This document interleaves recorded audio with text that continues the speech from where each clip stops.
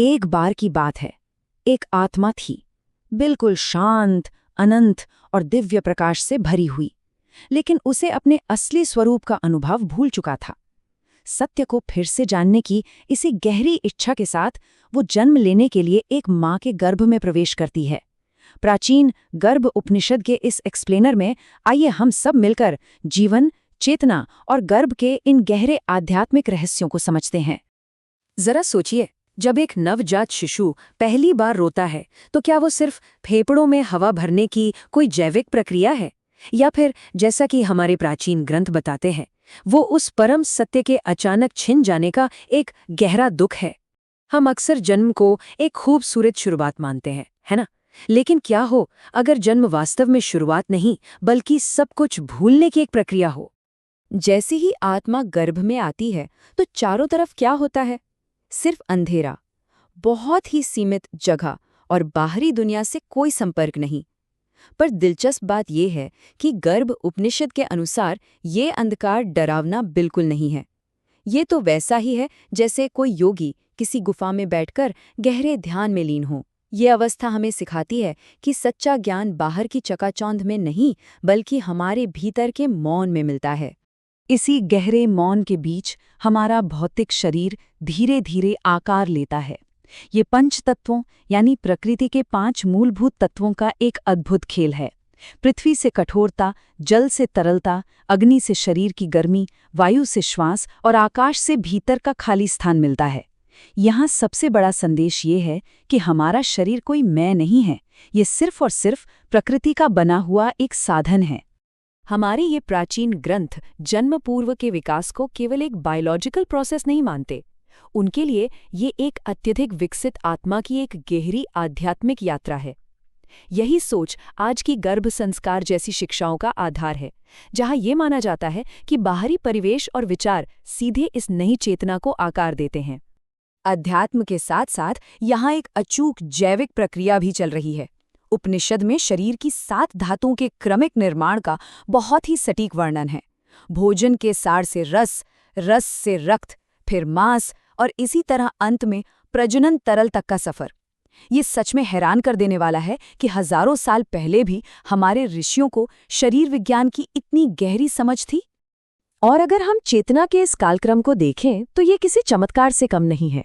पहले महीने में सिर्फ एक द्रव्यमान, 5वें महीने तक रीढ़ की हड्डी का बनना, लेकिन सबसे बड़ा रहस्य खुलता है 7वें महीने में, जब जीव यानी चेतन आत्मा शरीर में पूरी तरह प्रवेश करती है और 9वें महीने तक आते आते ये शुद्ध चेतना पूरी तरह से जागृत हो जाती है।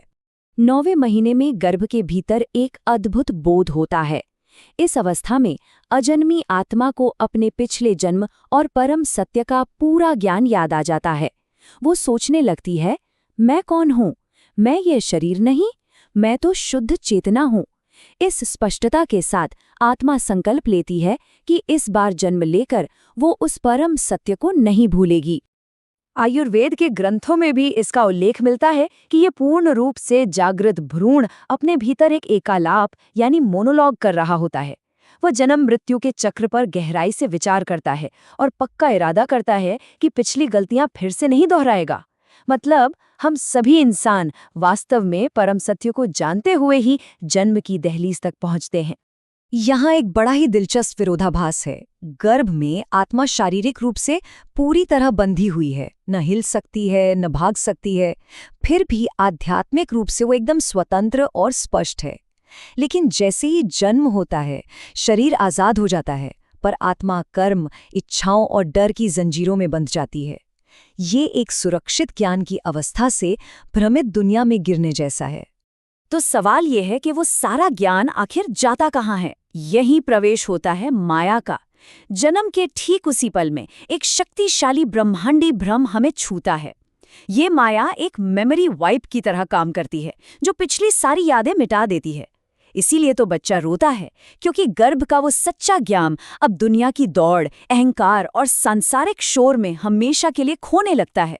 दर्शन शास्त्र से थोड़ा अलग हटकर सिर्फ शरीर रचना की बात करें तो ये संख्या 107 बहुत महत्वपूर्ण है।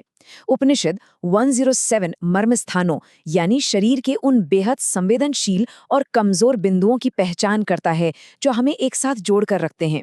ये एक और प्रमाण है कि प्राचीन विज्ञान कितना ज्यादा उन्नत और सटीक था।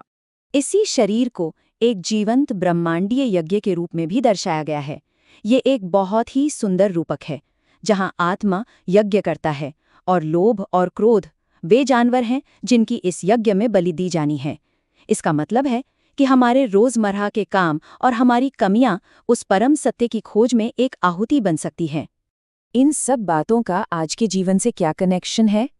असल में जब कभी अकेले शांति से बैठा जाता है, ध्यान किया जाता है या अपने भीतर झांकने की कोशिश की जाती है, तो वो उसी गर्भ अवस्था में लौटने का एक प्रयास है। दुनिया का शोर बंद करके उसी खोई हुई स्पष्टता को वापस पाने की कोशिश, ताकि सच्चा ज्ञान फिर से जाग सके। इस पूरे एक्सप्लेनर का अंतिम रहस्य या कहें तो कोर ट्रूथ बस इतना सा है। जीवन में असल में कुछ भी नया नहीं सीखना है, सिर्फ उस सच को याद करना है जिसे जन्म के समय भुला दिया गया था। हम ये शरीर नहीं है, हम एक अनंत आत्मा है। परम सत्य बाहर नहीं, बस हमारे अंदर ही छिपा हुआ है। तो अंत में एक ऐसा सवाल जो हमारे अस्तित्व को पूरी तरह से चुनौती देता है, क्या हमारी सारी शिक्षा, हमारे सारे अनुभव बस उसी मूल सत्य तक वापस पहुंचने की एक लंबी जद्दोजहद है जो पहली सांस लेने से पहले ही हमें पता था? इसी गहरे विचार के साथ आज का यह विश्लेषण यहीं समाप्त होता है। इस आध्यात्मिक सफर में साथ जुड़ने के लिए बहुत बहुत धन्यवाद।